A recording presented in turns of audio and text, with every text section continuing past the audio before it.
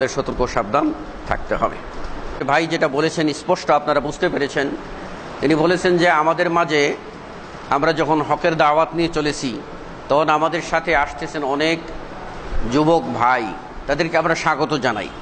তবে একটি সমস্যা দেখা দিয়েছে, সেটা হলো যে আমাদের মাঝে দুটি ফিতনা আমাদের অনেক ভাইকে বিভ্রান্তিতে ফেলতে পারে।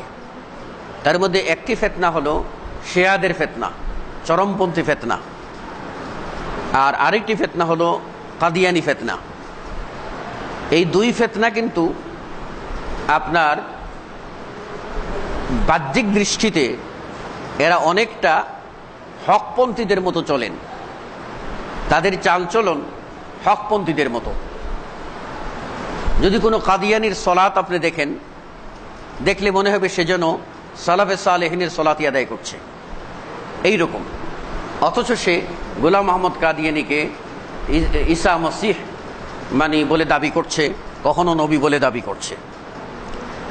তো আমি এই ক্ষেত্রে বলবো যে আমাদের যুবক ভাইয়েরা, আপনারা হক তালাশি হবেন, আপনারা আবেগপ্রবণ হবেন না,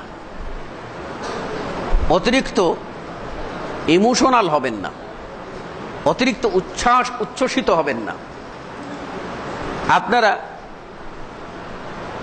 একজন সহি আমল করতে দেখেই তার সাথে মিশবেন না, বরং তাকে আরো যাচাই বাছাই করুন।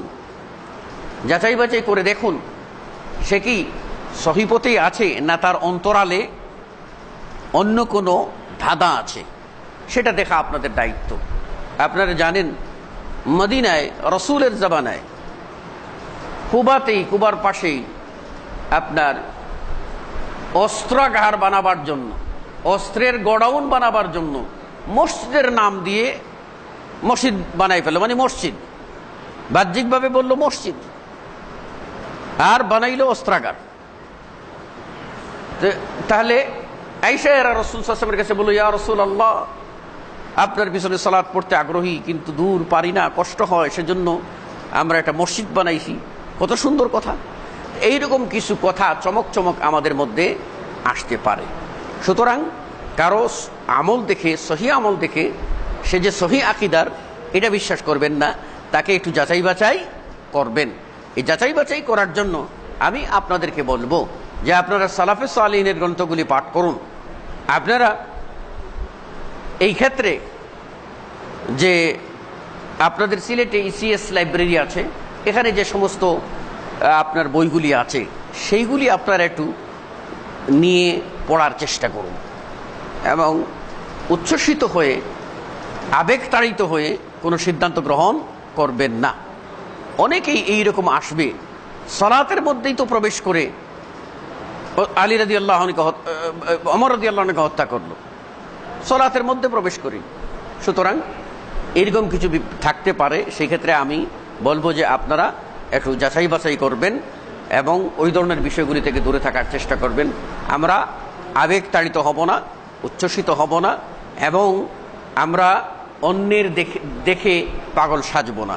আমরা যাচাই বাছাই করে হক বুঝে সেই যে আমল করার চেষ্টা করব। এই ক্ষেত্রে আমি বলবো যে সমস্ত সেন্টারগুলি স্পষ্ট হয়ে গেছে এবং যারা কখনো আর শিরককে বরদাস্ত করবে না, বেদাতকে বরদাস্ত করবে না এবং কোনো প্রকার উগ্র পন্থাকে বরদাস্ত করবে না, সেই সমস্ত সেন্টারগুলিতে আপনারা যাতায়াত করতে থাকুন এবং এই সেন্টারগুলি যারা পরিচালনা করে, এই সেন্টারগুলিতে যারা আসা যাওয়া করে, তাদের সাথে যোগাযোগ রক্ষা করুন।